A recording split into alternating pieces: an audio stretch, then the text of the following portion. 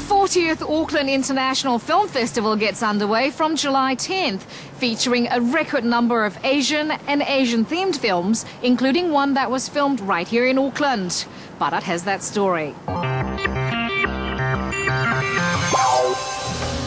About the help wanted sign outside. Are you still looking? Have you ever worked in the kitchen before? No. This is a story reflecting the changing face of Aotearoa and much more, including the age-old conflict between traditional and modern. How can you say nothing's changed? My whole life has changed. You got exactly what you wanted. Does she know that you're my son? Apron Strings, the first feature film directed by Samoan-born Aucklander Sima Urali, opens at the Auckland International Film Festival at the Civic on Queen Street. Till I found you. It's such a terrific feeling to have this film open the film festival. When Diane and I were writing this, and sometimes we'd be sitting in little diners in Otahu thinking up characters, honestly we had no idea that someday the film would open the film festival, and it is, and it's great. What can I say? Set in South Auckland, Apron Strings is a tandem narrative that brushes aside two cultures, an Anglo family and a Punjabi Sikh family. Start apologising for her. Apron Strings is a film that was about mothers and sons and food. And it started with food, frankly, as a lot of my projects do, I have to say. But Diane Taylor and I got together and thought we wanted to write something that celebrated the diversity of Auckland and Auckland's palette in more ways than one. And that's how the journey began, to actually sit down and pen Apron Strings.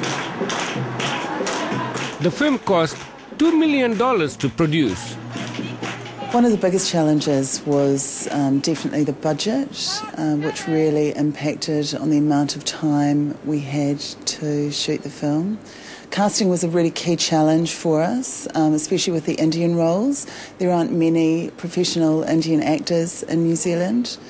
We were incredibly lucky that London-based Layla Rose, who most people know from Footballers' Wives, loved the script and agreed to come over to New Zealand with her baby and her mother to play the role of Anita.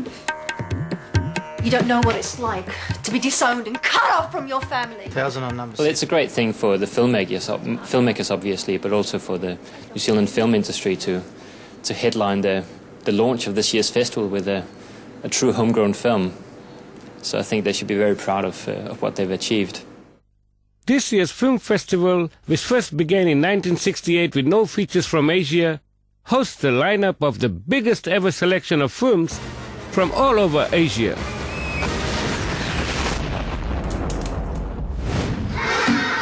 I think the presence of, such a huge number of Asian films in our festival is an absolute recognition of not just, the fact that we're coming to acknowledge that New Zealand's closer to Asia than Europe in many ways, but also the changing palette of this country. It's gone beyond food. I think it's beyond the noodles and the samosas now. We want the films, and we're much more open to that aesthetic and that experience. This film, CJ7, is a family comedy by director Stephen Chow from Hong Kong. He did Shaolin Soccer and Kung Fu Hustle, and that's it's like a version of E.T. set in Hong Kong, and it's very funny. Blind Mountain, one of 5 films from China, is set in the early 90s. It is a critical portrayal of China now, with males outnumbering females, and where brides are a valuable commodity. There are also 5 films from Japan, including Sukiyaki Western Django, which features a nameless gunslinger who gets caught between 2 warring clans. Among the feature films are also 2 animated features from Japan. We have Evangelion, which is a bit of an anime classic, which is set in Tokyo 3 in a near dystopian future. And then we got Vexil, which is it's about the fact that Japan has been isolated for years, and there's a group of agents that are trying to figure out what's going on in Japan, and no one really does sort of dystopian futures better than the Japanese. There are also a number of short films by local filmmakers of Asian descent in the homegrown series of the festival. For more details about screening times, check out this website.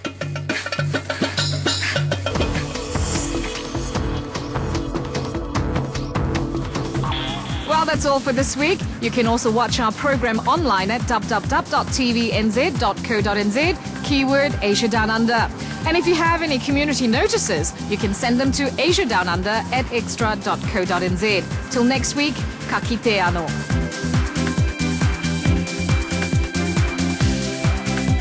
This program was made with funding from New Zealand On Air.